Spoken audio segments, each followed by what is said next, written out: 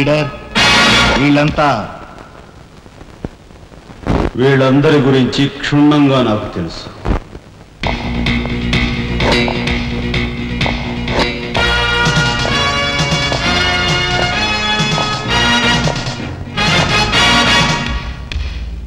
నువ్వు director of industries.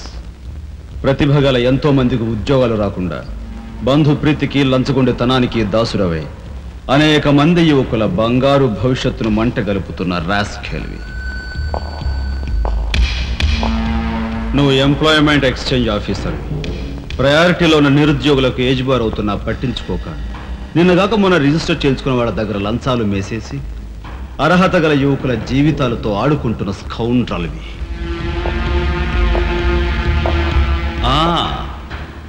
నువ్వు జిల్లా పరిషత్ చైర్మన్వి. ఎన్నో ఉపాధ్యాయ పదవులు ఖాళీగా పడి ఉన్నా వాటిని ఫిలప్ చేయకుండా అటు నిరక్షరాస్యతకు ఇటు నిరుద్యోగానికి కారకుడు అవుతున్న శాడిస్ట్.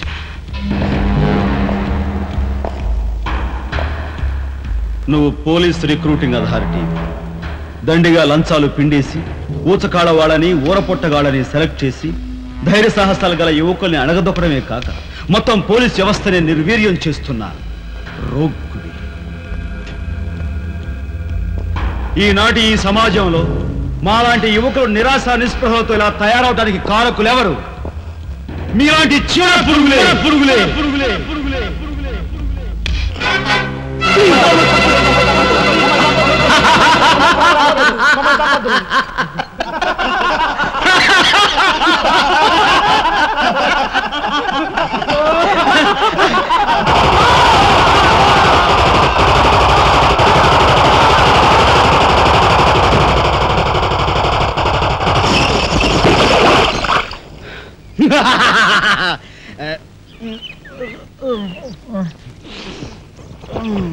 వీడి మొద్దు నిద్ర పాడైపోను.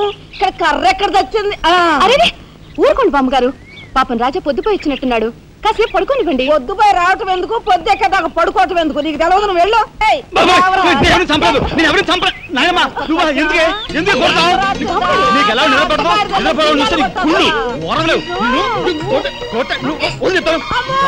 నిద్రపోనకుండా కొట్టుకొని పైగా చేస్తుంటావు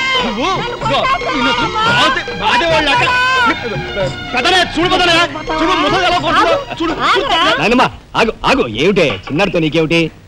నువ్వు నీ పెళ్ళం ఇట్ట గారాబం చేయబట్టే ఆడు సోంబేర్లా తయారయ్యాడు. సోంబేరి గింబేట ఆగండి. మిట్ట మధ్యాహ్నం దాకా పడుకోవడం మూలంగా ఇంటికి ఉపయోగం, దేశానికి ఉపయోగం తెలుసా? దేశానికి? అవును మరి. నాలాంటి వాళ్ళకి ఉద్యోగం రాకపోవడం వలన స్ట్రైకులు చేసి బస్సులో తగలబెడతామా? అలాంటివి ఏమీ చేయకుండా యువతలు నిద్రపోవడం మూలంగా దేశానికి ఎంత ప్రశాంతత. ఏమిటినైనా లాభం.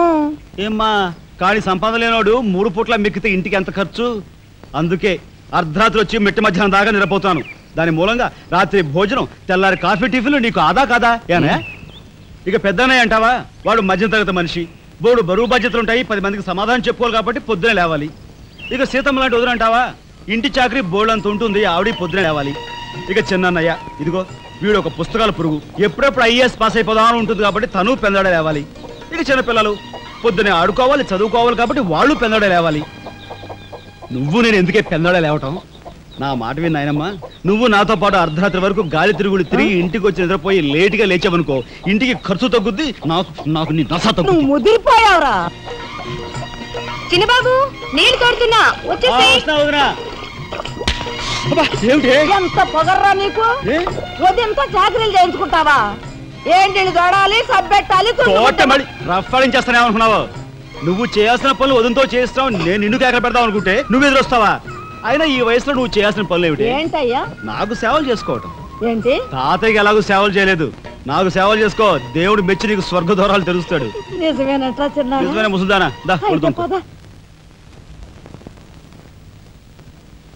పెద్దాడా, ఇల్లు అమ్మేయటానికి తీర్మానించుకున్నావా? అమ్మకి తప్పేటట్లేదు నానమ్మా. మనకున్న అప్పులకి ఇల్లు కాదు కదా, ఈ వీధి మొత్తం అమ్మినా ఏమీ తీరం. నువ్వు నోరు మీరా? ఆడి మాటలకేం గాని మీ తాతయ్య రెక్కలు బొక్కలు చేసుకుని ఇల్లు కట్టించాడురా. నా బొందులో ప్రాణం ఉండగా అమ్మ నేను నన్ను చంపుకు తిన్నంత ఒట్టే. ఈ మాత్రం దానికి అంత పెద్ద పెద్ద మాటలు ఎందుకు లేనమ్మా?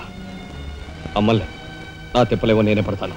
అన్నయ్య, అసలు గొడవేమీ లేకుండా నేనే చదువు మానిస్తే?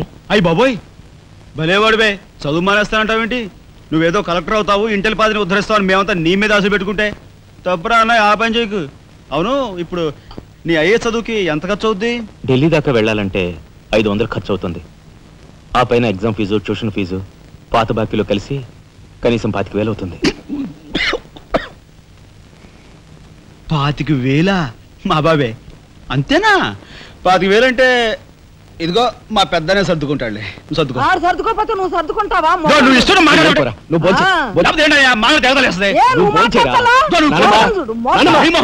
ముందు వాడి భోంచేది. రే రాఘవ, ఏ పరిస్థితుల్లో నీ చదువు ఆగిపోవడానికి వీల్లేదురా. ఎంత ఖర్చైనా సరే డబ్బు సంగతి నేను చూస్తాను. నువ్వు నీ ఏర్పాట్లో ఉండు. అదిగో వచ్చారు నీ గాడిద గ్యాంగ్. పూసే గాడిద వచ్చి మేసే గాడిదని చెడగొట్టిందంట. మెయిటివ్ అయిందిగా, ఇక లేచండు.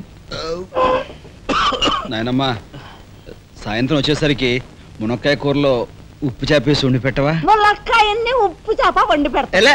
కొంటిదానా, మీ తాత ఇట్టగా ఏడిపిస్తూ తినేవాడురా. ఈడు అన్ని ఆయన పోలికలే.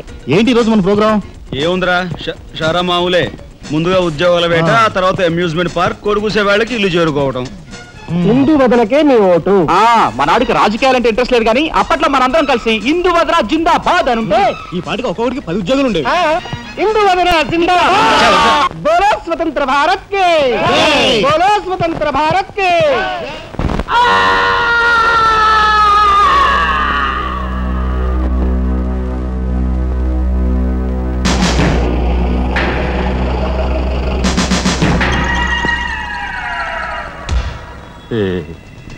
అన్నయ్య చాలా మరగయ్య.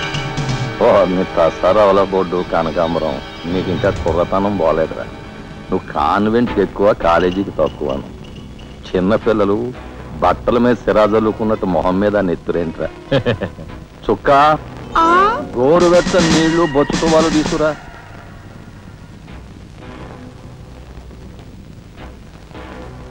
ఈ నీళ్లు తీసుకెళ్ళి మన గులాబీ మొక్కలకు పోయి ఆపండ్రా. రే చలపతి, కప్పెట్టడానికి ఎక్కువ, తగలడ్డానికి తక్కువగా తయారయ్యాడు. చుక్క, వీడు కార్మిక నాయకుడిన నా మీదే కాలరెత్తిలా అయిపోయాడు. పాపం సెండ్ ఆఫ్ ఇచ్చాయి. నీ తసారావుల బోర్డు భలేవోడువయ్యా ఎస్పీ. బెల్లం మీద ఈగలు, కళేబరాల మీద రాబందులు, నేరస్తుల మీద మీ డిపార్ట్మెంట్ భలేగా వాలిపోతారో, ఎలా పసిగడతారో గాని. చుక్క, ఆ బేసిన్ లోపల పెట్టి పళ్ళెం పట్టరా. చూస్తారేంట్రా? సార్, మా పోలీస్ డిపార్ట్మెంట్ ని మీరు వాడుకున్నంత ముద్దుగా మరి ఎవ్వరూ వాడుకోరు. I'm your fan. Thank you. వారి చేతికి మా చుక్క కన్నాంబకి ఎక్కువ, కాంచనమాలకు తక్కువ. Nice guide. ఏమిటి సార్, ఈ మద్దతు కూడా మామూలు పళ్ళేనా? అయినా అదేం తక్కువ అమౌంట్ కాదు, లకారం. నమస్కారం ఎస్పీ గారు. హాయ్ చుక్కి. ఏమండి, ఒక కేసు తెచ్చాను, మర్డర్ చేసి పెట్టాలి. ఏమయ్యా సిద్ధాంతి, నీకేమైనా మతిపోతుందా? మద్దళ్ళ గురించి పోలీసు వారి ముందు జంకు గొంకు లేకుండా మాట్లాడేస్తా. ఆయన దగ్గర మనకు జంకెత్తుకండి, ఆయన పళ్ళు ఆయనకు ముడుతూనే ఉందిగా. ఎటు వచ్చి ఓ పక్క మర్డర్ కేసు చూపిస్తున్నాను, మరో పక్క మరణ మొత్తాలు పెడుతున్నాను. నా విషయంలోనే అంత చిన్నదో చూస్తున్నారు. ఇది ఏమైనా బాగుందో చుక్క? మా సిద్ధాంతి శనిగ్రహానికి ఎక్కువ, శుక్రగ్రహానికి తక్కువ. నవ్వుని పళ్ళుని ఒకేసారి మూసేయి. ముందు కేసు మాఫీ చేసే పని చూడు.